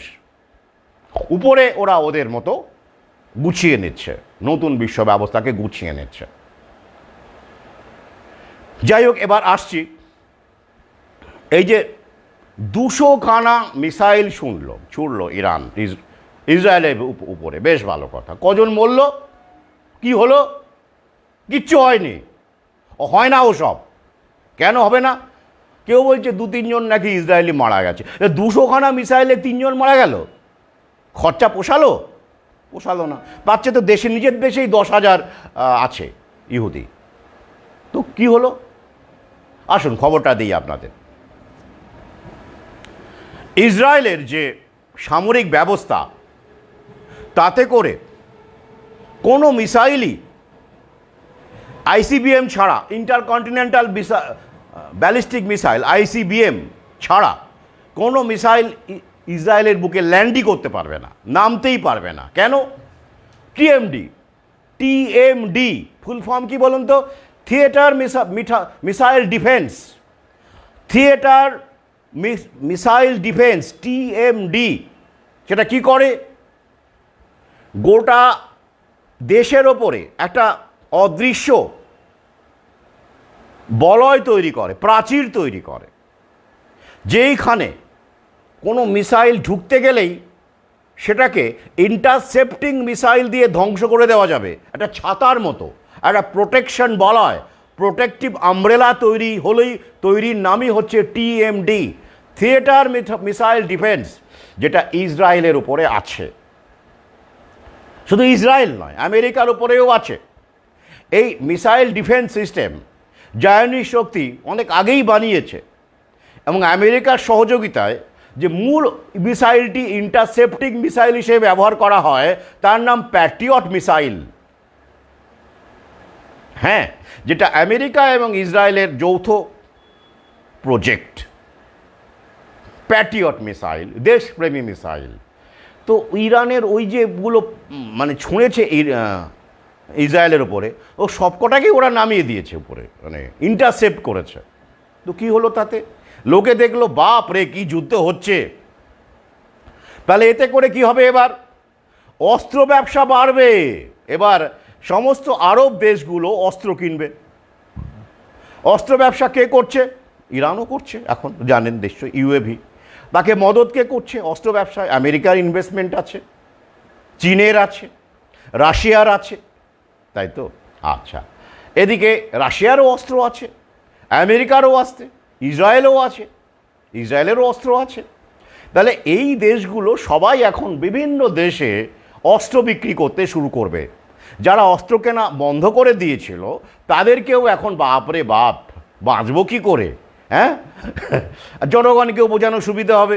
জনগণকে বলবে দেখো অমুক দেশ আমাদের আক্রমণ করতে পারে। আসলে সবই তো জনগণের ট্যাক্সের টাকা দিয়ে, যেমন করে ভ্যাকসিনটা কেনানো হয়, করোনা ভ্যাকসিন আমাদেরকে তো দিয়েছিল, আমাদের ট্যাক্সের টাকা দিয়েই আমাদেরকে দিয়েছিল তো সরকার। তেমন করে জনগণের ট্যাক্সের টাকা দিয়ে সরকারগুলো এবার, মধ্যপ্রাচ্যের সরকার এবং আশপাশের যত সরকার আছে, তারা অস্ত্র কিনবে, অর্থাৎ আর্মস রেস বেড়ে গেল। একটা লক্ষ্য, এটা আন্ডারস্ট্যান্ডিং, এটা যুদ্ধ নয়। কারণ অস্ত্র বিক্রিতে ভাঁটা পড়েছিল। যদি স্টাডি করেন সাম্প্রতিককালে, যেমন একটা সময় আমাদের উপমহাদেশে সবচেয়ে বেশি অস্ত্র বিক্রি হতো কখন, কেন? হিন্দু মুসলমান রাষ্ট্রের মধ্যে লেলিয়ে দিলিয়ে খেলিয়ে দিয়ে ভারত পাকিস্তান যুদ্ধ এবং টেরোরিজমকে প্রমোট করো, ভারত পাকিস্তান যুদ্ধ। সেই করতে গিয়ে পাকিস্তান এখন শেষ, এখন আর ছবিতে নেই। তাই ভারত পাকিস্তানের নাম করে অস্ত্র বিক্রি এখন চলে না, হয় না। একটা সময় কি F-16, ওরে বাপ রে বাপ, আমেরিকা দিচ্ছে F-16 কাকে? পাকিস্তানকে F-16। আবার ওই আমেরিকায় ভারতকে কি দিচ্ছে, অমুক মিসাইল কি না, ওই F-16টাকে নামানো হবে। কোনো চাপ নেই, আমরা তোমাদের প্রতিযোগী রাষ্ট্রকে প্লেন দিচ্ছি, ভয়ঙ্কর প্লেন, আবার তোমাদেরকে এমন টেকনোলজি দিচ্ছি, ওই প্লেন ওটা দিয়ে তুমি প্লেনটাকে নামাতে পারবে, বেশ ভালো হয়ে গেল, দুটোই বিক্রি হলো। এই যে খেলা, এটা এখন বন্ধ, তাহলে অন্যদিকে খেলতে হবে। তাহলে একটা খেলা চলছে কি, রাশিয়া ইউক্রেন যুদ্ধ, প্রক্সি খেলা। যে রাশিয়ার যা শক্তি, ইউক্রেন জয় করতে তার সময় লাগে, মাথাটা গলুন। কিন্তু কেন ওই যুদ্ধটা এখনও যুদ্ধ খেলা চলছে? ওই যে যুদ্ধ জিগির বাজিয়ে রাখতে গেলে জনগণের মনে একটা ভয় থাকে, তারা খাদ্য টাদ্য সেরকম চায় না, বাপরে যুদ্ধ চলছে, জীবিকা চায় না, বাপরে যুদ্ধ চলছে, আগে বাঁচি তো তারপর চাকরি বাকরি চাইবো, তারপরে এসএসসি হবে, তারপরে পিএসসি হবে, তারপরে অমুক হবে, আগে বাঁচি, যুদ্ধ ব্যাপার। জনগণকে প্যানিকে রাখা যায়, আর জনগণের টাকা দিয়ে অস্ত্র কেনা যায়, এই একটা হাওয়া তৈরি করা হলো। তাই রাশিয়া ইউক্রেন যুদ্ধ চলবে, এই ইরান ইসরায়েল যুদ্ধ এখন চলবে, এবং বিভিন্ন রকমের ডেভেলপমেন্ট হবে, আপনারা পাবেন, খবর পড়বেন, চাকরি বাকরির কথা ভুলে যাবেন। এ একটা লক্ষ্য, অস্ত্র বিক্রি, আর্মস রেস। আর কি হবে, জ্বালানি তেল, হ্যাঁ খেলাটা তো ওইখানে।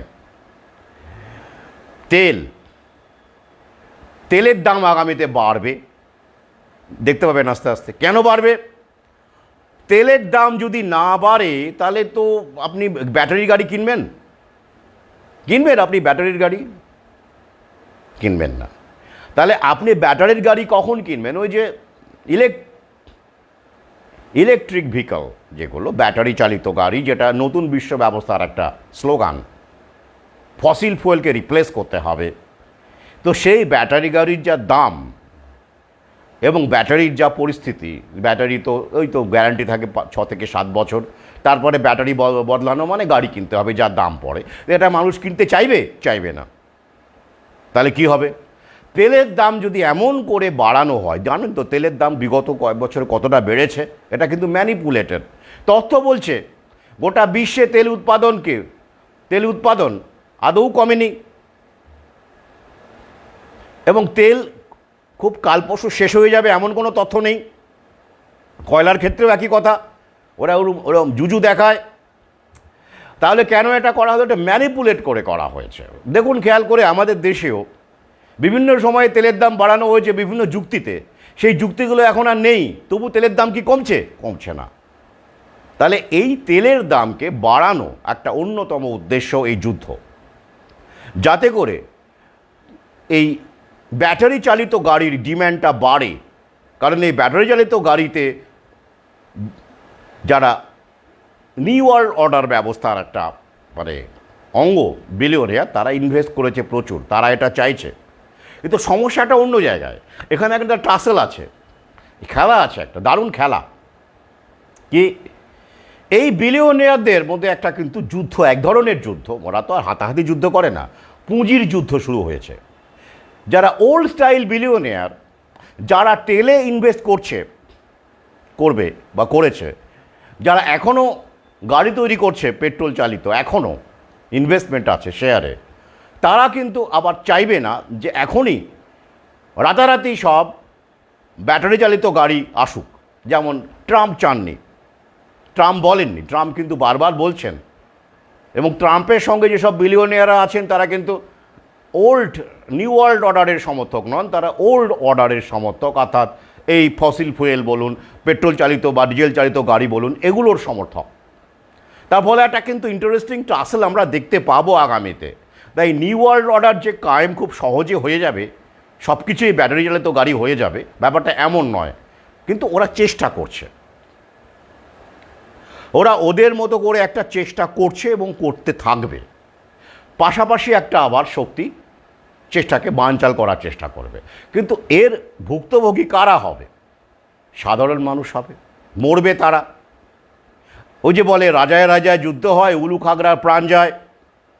তাই ইরান ইরাক যুদ্ধে 5 লক্ষ সাধারণ মানুষ মারা গেছে।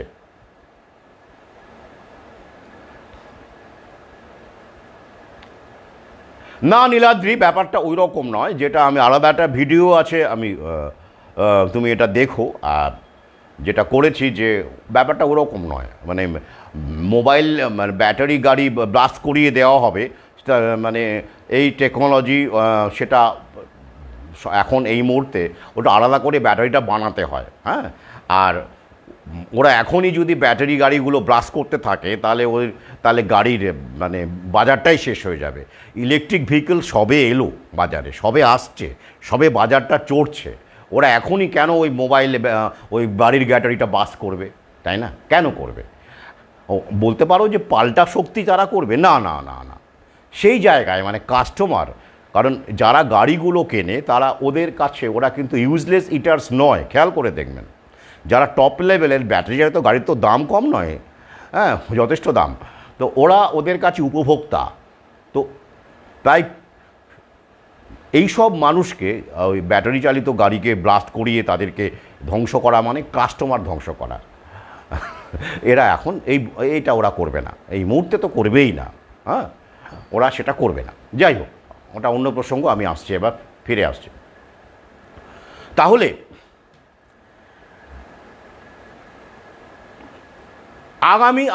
আগামীতে আমরা কি দেখতে চলেছি, শেষ অংশে চলে এসেছি আমি আলোচনার। আগামীতে এই মুসলিম বিশ্বের সঙ্গে একটা উপরে লড়াই, যেমন ইসরায়েলের সঙ্গে ইরান শিয়া, ইতিমধ্যেই শিয়া সুন্নির ভেদ কিন্তু মধ্যপ্রাচ্যে প্রবল করে দেওয়া হয়েছে। দেখবেন কারবালাতে শিয়া হত্যা হয়, মাঝে মধ্যেই টেররিস্টদের দিয়ে করানো হয় কারবালায়, পবিত্র তীর্থ কারবালা। পাকিস্তানে শিয়া হত্যা হয়, এদিকে আহমেদিয়াও হত্যা হয় পাকিস্তানে, আরেকটি সেক্ট আহমেদিয়া, এবং এগুলো সব প্রমোট করা হয় এদেরকে। সাধারণ মানুষ তো বোঝে না, তারা বিভিন্ন সেক্টে যোগ দিয়ে দেয়, মরে তারা। টপ লেভেল ধর্মগুরুরা প্রমোটেড। ইসলামে এখন এতগুলো সেক্ট কল্পনা করতে পারবেন না। বাংলাদেশের দিকে তাকিয়ে দেখুন, যতগুলো হুজুর ততগুলো সেক্ট, এগুলো সব প্রমোটেড এবং ফান্ডেড। সাধারণ মানুষ না বুঝে সেখানে জড়িয়ে পড়ে এবং মরে।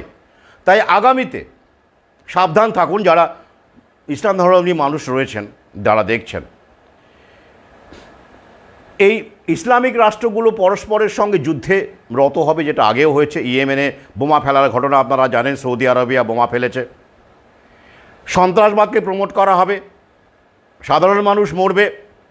শিয়া সুন্নির বিবাদ আরাত্মক বাড়ানো হবে, প্রমোট করা হবে বিভিন্ন দেশে, আমাদের দেশেও হবে কালক্রমে, বাংলাদেশেও হবে কালক্রমে, পাকিস্তানে তো আছেই। এইভাবে সাধারণ মুসলমান যারা ইউজলেস ইটার্স, তাদের জীবন দুর্বিষহ হয়ে উঠবে,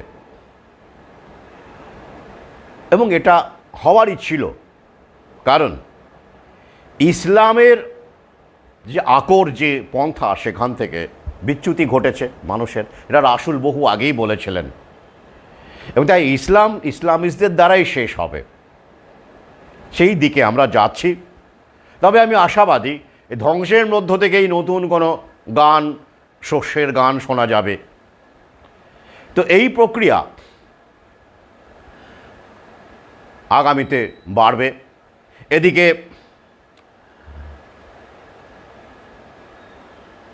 আর একটা বিষয় প্রশ্ন করছিলেন যে এখানে ভারত কি করবে। না, ভারতে যুদ্ধে হওয়ার সম্ভাবনা এখন নেই, নিশ্চিন্ত থাকুন।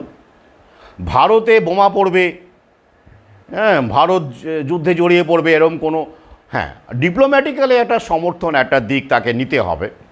কোন দিকে সে নেবে?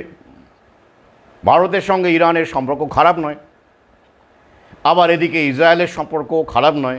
সাম্প্রতিককালে মোদি সরকার ক্ষমতায় আসার পরে ইসরায়েলের সঙ্গে অস্ত্রশস্ত্র থেকে শুরু করে বিভিন্ন ক্ষেত্রে সমঝোতা হয়েছে, আন্ডারস্ট্যান্ডিং হয়েছে, আর আমেরিকা তো আছেই। তাহলে ভারত এখন কি করবে? ডিপ্লোম্যাটিক টাইট রোপ যাকে বলে, সেটাকে মেনটেন করবে। এই বিষয়ে কোনো সন্দেহ নেই, কারণ ভারত এখন তথাকথিত যুদ্ধে, ভারতে বোমা পড়লে বেসরকারিকরণ হ্যাম্পার হবে।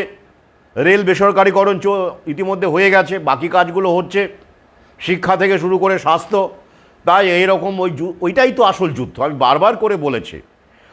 ওই যুদ্ধটা হচ্ছে অস্ত্র বিক্রির যুদ্ধ। এই সময়ে যার যার অস্ত্র আছে তারা বিক্রি করবে আর টেনশন তৈরি করবে বিভিন্ন সম্প্রদায়ের মধ্যে। সাধারণ মানুষ সেটা নিয়ে মারামারি করবে, হানাহানি করবে।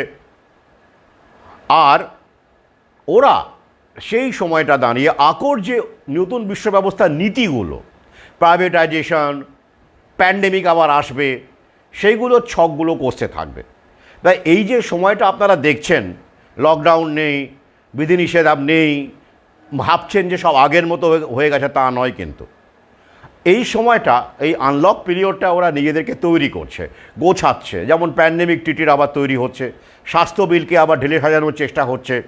এদিকে 2026-27 ডেঙ্গু ভ্যাকসিন আসছে, বার্ড ফ্লু ভ্যাকসিন তৈরি হচ্ছে। এইগুলো আবার নতুন করে আমাদের ওপর চাপানো হবে, ঠিক আছে? তো তার আগে ওরা এই অস্ত্র ব্যবসাটাকে আরেকবার সাফল করে নিতে চাইছে। আর এই বিলিয়নিয়াররা, যেটা ইরানের বিলিয়নিয়ার হোক আর রাশিয়ার বিলিয়নিয়ারই হোক বা ভারতের বিলিয়নিয়ারই হোক, যারা এই অস্ত্রগুলোতে ব্যবসায় ইনভেস্ট করেছে, দেখে নেবেন। এগুলো নিয়ে আলোচনা করতে পারছেন না, রাত হয়ে যাবে। হ্যাঁ, কোন কোন বিলিয়নিয়ার কী জাতীয় অস্ত্রে কত টাকা, কত বিলিয়ন, কত মিলিয়ন ইনভেস্ট করেছেন, হ্যাঁ, তো সেগুলো তথ্য আছে। তো এটা নিয়ে তাই এই লেভেলে যে বোমা পড়ে যাবে ভারতবর্ষে, যুদ্ধ হয়ে গেল, তৃতীয় বিশ্বযুদ্ধ, এটা নিয়ে চিন্তিত হওয়ার কোনো জায়গা নেই এখন। যুদ্ধের আসল উদ্দেশ্য হচ্ছে অর্থনীতিকে ভেঙে রিসেট করা। সেটা এখন ওরা মানুষকে কাজে লাগিয়ে করছে, মিডিয়াকে কাজে লাগিয়ে করছে, প্যান্ডেমিককে কাজে লাগিয়ে করছে। স্বদেশি ষড়যন্ত্রকে ওরা যুদ্ধ এমনিতেই ধ্বংস করে দিতে পারছে, রাষ্ট্রকে কাজে লাগিয়ে, সরকারকে কাজে লাগিয়ে। তাই ওই আলাদা করে যুদ্ধ, বোমা ফেলে দোকান ভাঙতে হচ্ছে না। একটা সময় কী ছিল, বোমা ফেললো, প্রচুর দোকান ভেঙে গেল, শেষ হয়ে গেল, এবার বড় কোম্পানি ব্যবসা দখল করে নিল। এখন বোমা ফেলার দরকার নেই, এখন সরকারি পলিসিতেই ছোট ছোট দোকান, মাঝারি দোকান, বিদ্যুৎ বিল আসছে, অনেক দোকান আর বিদ্যুৎ বিল দিতে পারবে না, স্মার্ট মিটার আসছে, চোকাতে পারবে না। এই করেই ব্যবসাকে শেষ করে মনোপলি ব্যবসাকে কায়েম করতে হবে। তাহলে কি ব্যাপারটা খুব সহজ একটা উদাহরণ দিলাম। যুদ্ধ করে আগে কি ছিল? যুদ্ধের উদ্দেশ্য কি? ডিম্যান্ড তৈরি করা, এক্সিস্টিং স্ট্রাকচারকে ভেঙে নতুন স্ট্রাকচার তৈরি করা। নাহলে ক্যাপিটালিজম সার্ভাইভ করে না। চাহিদা না থাকলে তো হবে না, চাহিদা তৈরি করতে হবে। আর তাই ওরা ভাঙে। যেমন ধরুন, আপনি যদি বোমা ফেলে দেশকে ধ্বংস করে 10,000, 15,000, 20,000, 40,000, 1 লাখ প্রাইভেট কার ধ্বংস করলেন, তার মানে কি আবার লোকে সেই যাদের সামর্থ্য আছে তারা পরে প্রাইভেট কার কিনবে, তাই তো? আপনি 1 লক্ষ যুদ্ধ করে 1 লক্ষ বাড়ি ধ্বংস করলেন বোমা ফেলে, তাহলে লোকগুলো তো আবার বাড়ি বানাবে বাবা। তাহলে insurance sector, home building sector, সেগুলো আবার চাঙা হবে। কি খেয়াল করছেন তো? এটাই তো কেন্স বলে গেছিলেন। কেন্সকে প্রশ্ন করা হয়েছিল, যদি কোনো একটা দেশে এমন অবস্থা হয় যে সমৃদ্ধির একটা চরম জায়গায় চলে গেল, সবার ঘরে টিভি আছে, সবার বাড়ি আছে, সবার গাড়ি আছে, তাহলে তো আর ডিম্যান্ড তৈরি হবে না, তাহলে বাজার কি করে চলবে? তখন কেন্স বলেছিলেন, কেন আবার ভাঙতে হবে? ভাঙবে কি করে? যুদ্ধ ভেঙে চুরে দিলেই আবার নতুন করে গড়তে হবে। যে কারণে ইরাককে ধ্বংস করে হেল বার্টেন, আমেরিকান কোম্পানি হেল বার্টেনকে দিয়ে ইরাক তৈরি করা হলো। যে কারণে জাপানকে ধ্বংস করে বোমা ফেলে হিরোশিমা নাগাসাকি করে আবার আমেরিকার কোম্পানিগুলোকে দিয়েই জাপানের অর্থনীতি, জাপানের ট্যাক্স দিয়ে, জাপানের সম্পদকে ব্যবহার করে জাপানকে গড়ে দেওয়া হলো। এভাবেই তো চলে, ভাঙতে হবে তো। তো সেই ভাঙাটা যুদ্ধের একটা লক্ষ্য, ভেঙে গড়া, ইনভেস্টমেন্ট বাড়ানো। তো সেটা এখন বোমা ফেলে করার দরকার পড়ছে না। কিভাবে হচ্ছে? ওই যে বললাম পলিসি, দেখবেন ডিজেল পেট্রোল কার আস্তে আস্তে তুলে দেবে ওরা আইন করে, ভাঙতে হচ্ছে না। তার বদলে কি করবে? ডিজেল গাড়ি, পেট্রোল গাড়িকে ভেঙে ইলেকট্রিক গাড়ি আনার দরকার পড়ছে না, ও পলিসি দিয়েই হয়ে যাচ্ছে। সংযুক্তি, দোকান ভেঙে ধ্বংস করে দোকান তুলে দেওয়ার দরকার পড়ছে না। আইন করে এমন এমন আইন, বিদ্যুৎ বিল এমন এমন কঠোর করা যে সাধারণ মানুষের পক্ষে দোকান চালানো সম্ভব হবে না। অতএব দোকান উঠে যাবে, ছোট দোকান উঠে যাবে। করবে ব্যবসা করবে কারা? মল, অনলাইন। তাহলে যুদ্ধটা এইটাই, পলিসি দিয়ে যুদ্ধ হয় এখন। আর মানুষ মারা, যুদ্ধে আরেকটা দিক থাকে, মানুষ মারা, ডিপপুলেশন। সেকেন্ড ওয়ার্ল্ড ওয়ারে 5 কোটি মানুষের বেশি মারা গিয়েছিল। কারণ সভ্যতা যত এগোয় প্রযুক্তি তত উন্নত হয়। কীরকম উন্নত প্রযুক্তি? যে প্রযুক্তিতে কম লোক লাগে, বেশি লোক লাগে না। আর পাশাপাশি এত বেশি লোক থাকলে পৃথিবীর যে আসল সম্পদ, দেখবেন জমি, আসল সম্পদ যেটা জল সম্পদ, মৎস্য সম্পদ, প্রাণী সম্পদ, সেগুলো তো সাধারণ মানুষের কবজায় চলে যায়, কিছু হলেও চলে যায়। সেগুলো দখল হলে তো আসল সম্পদ, সেগুলো জায়নিক শক্তি, তাদের যে কোটারি, তাদের দালাল, তারা তারা যারা তাদেরকে মেনে চলে তাদের জন্য রাখতে হবে। তো ইউজলেস ইটারের সংখ্যা যদি বাড়ে তাহলে তো চলবে না। তাহলে যারা তাদের অর্থনীতিকে সাহায্য করছে না, দালালি করছে না, বা গরিব মানুষ ফার্মা কোম্পানির পরিষেবা গ্রহণ করার ক্ষমতা নেই, লাখ টাকার বিল দেওয়ার ক্ষমতা নেই, তারা কি করবে? তাদের এসব লোককে দিয়ে কি হবে? হবে না। প্লাস লোক সংখ্যা কমাতে হবে। এআই এসে গেছে, মেশিন লার্নিং এসে গেছে। তাহলে দ্বিতীয় বিশ্বযুদ্ধে বোমা মেরে লোক কমানো হয়েছিল 5 কোটি। এখানে কি হচ্ছে? বোমা মেরে করতে হচ্ছে না, ওই যে বউ এখনও বহু মানুষ চলে যাবেন, আমি বারবার বলেছি। প্লাস অনেকে ভুগবেন বিভিন্ন রকম শারীরিক সমস্যায়, সেখান থেকে ওদের মুনাফাটাও বাড়বে। অর্থাৎ একদিকে মুনাফা, একদিকে ডিপপুলেশন, দুটোই চলছে। আর পাশাপাশি কোথাও শুধু ভৌ দিয়ে ডিপপুলেশন নয়, কোথাও বোমা মেরেও ডিপপুলেশন হবে, পাশাপাশি চলবে যেখানে সম্ভব। এই যেমন মধ্যপ্রাচ্য, ইরাক ইরান যুদ্ধে 5 লক্ষ চলে গেছে। এইবার দেখুন যেটা শুরু হয়ে গেছে, সেখানে কত মানুষ চলে যায়। সাধারণ মানুষ যাবে, টপ লেভেলের যাবে না কেউ। আর একটা তথ্য বলে দিই, ভালো করে হিসেব করে দেখবেন।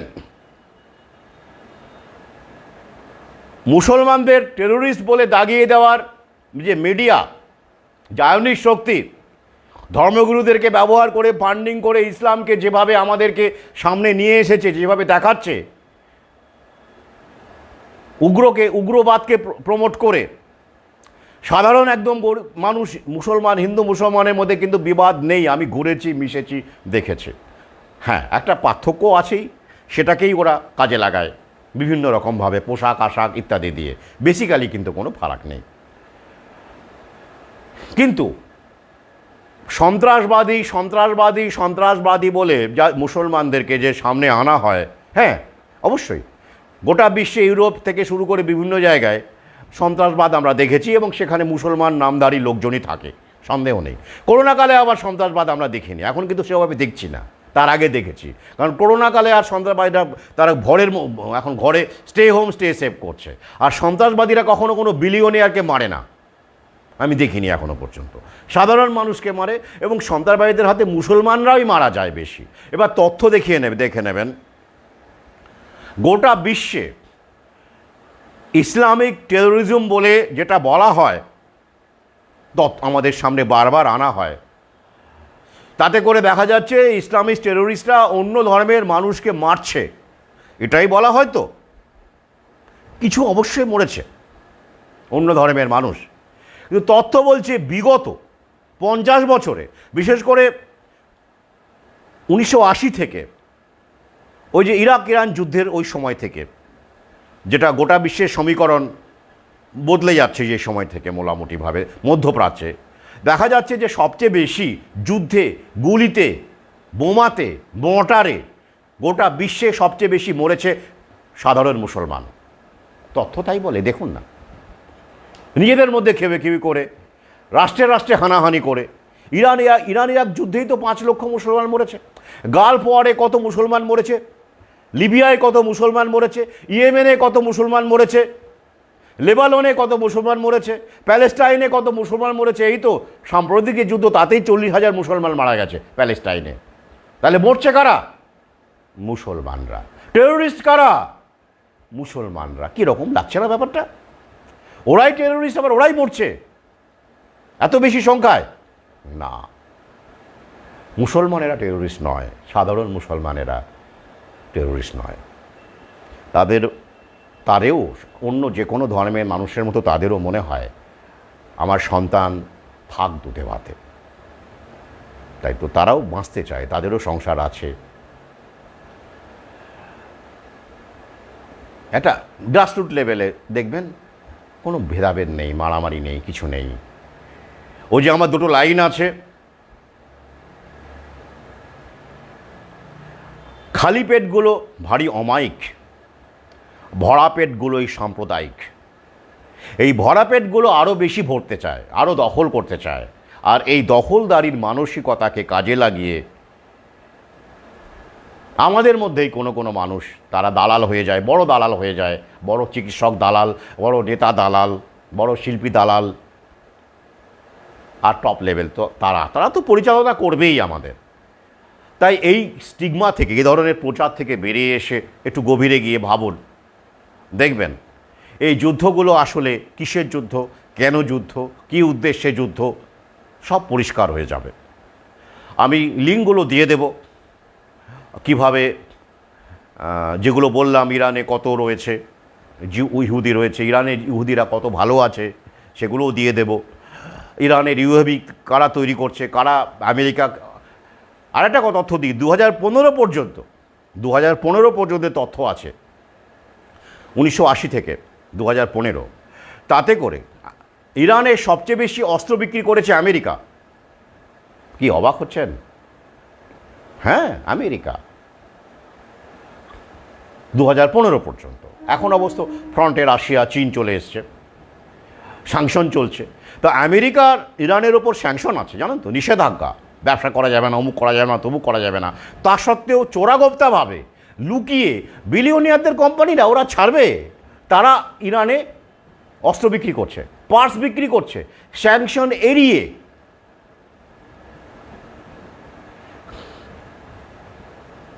হ্যাঁ, আমি তো আগেই বলেছি, আপনি রূপা প্রশ্ন করেছেন যে এটা প্রমোট করা হবে, মানে বিচার বহির্ভূত হত্যা হবে, ধর্মগুরু, এই যে তথাকথিত ধর্মের এদেরকে ফান্ড করে প্রমোট করা হবে, এই যে মাজার থেকে শুরু করে, মানে ওই ঠিক যেটাতে ওদের লাভ আছে, জায়নিক শক্তি, তার হাতের পুতুল হয়ে ইসলাম নিজেকে শেষ করবে। আর সেটা বহু আগেই বলেছি, এটা রাসূলও বলে গেছেন। তো আপনারা জানেন, একটু দেখেন যে কি কি বলা আছে সেখানে, সেগুলোই ঘটছে, নতুন করে বলার আমার কিছু নেই। তো সেটা উনি অবজার্ভ করে গেছিলেন যে কি হবে, কি ধরনের ইসলামের অধঃপতন কিভাবে হবে, কোন পর্যায়ে যাবে, সব কিছুই উনি বলে গেছেন, সেগুলোই ঘটছে। কিন্তু দুঃখের বিষয় যে আমরা জায়নিক শক্তি, মুসলমানদের সবচেয়ে বড় সমস্যা হলো তারা, সাধারণ কথা বাদ দিন, হুজুররা যারা টপ লেভেল, তারা তো কোরআন পড়েন, তারা তো রাসূলের ভবিষ্যৎবাণী জানি না কতটা জানেন, কতটা বলছেন, তারা কি করে পুতুল হচ্ছেন এবং এই কাজগুলো করাচ্ছেন, করে আরও বেশি করে মুসলমান মানুষকে অন্যান্য মানুষের কাছে একটা হেয় প্রতিপন্ন করাচ্ছেন, যাতে করে মুসলমানদের পরবর্তীকালে যখন দমন করা হবে, ডিভাইড অ্যান্ড রুল, তো দমন করা হবে আরও কঠোরভাবে, মুসলমানের ওপর আঘাত নেমে আসবে, তখন অন্য ধর্মের মানুষরা বলবে, বাহ, এই তো ঠিক হচ্ছে, ওরা ওই রকম, ওরা গোঁড়া, ওরা কট্টরপন্থী, ওরা মেয়েদের বস্তাবন্দি করে রাখে, অতএব ওদের যা হচ্ছে ভালো হচ্ছে। এটা কি ভালো হবে? এটা ভালো হবে? তাই আমি, যারা ধর্মগুরু আছেন বাংলাদেশের, জানি না, তাদের কাছে যদি কোনো মানুষ এই বার্তাগুলো পৌঁছে দেন যে আপনারা এটা করছেন,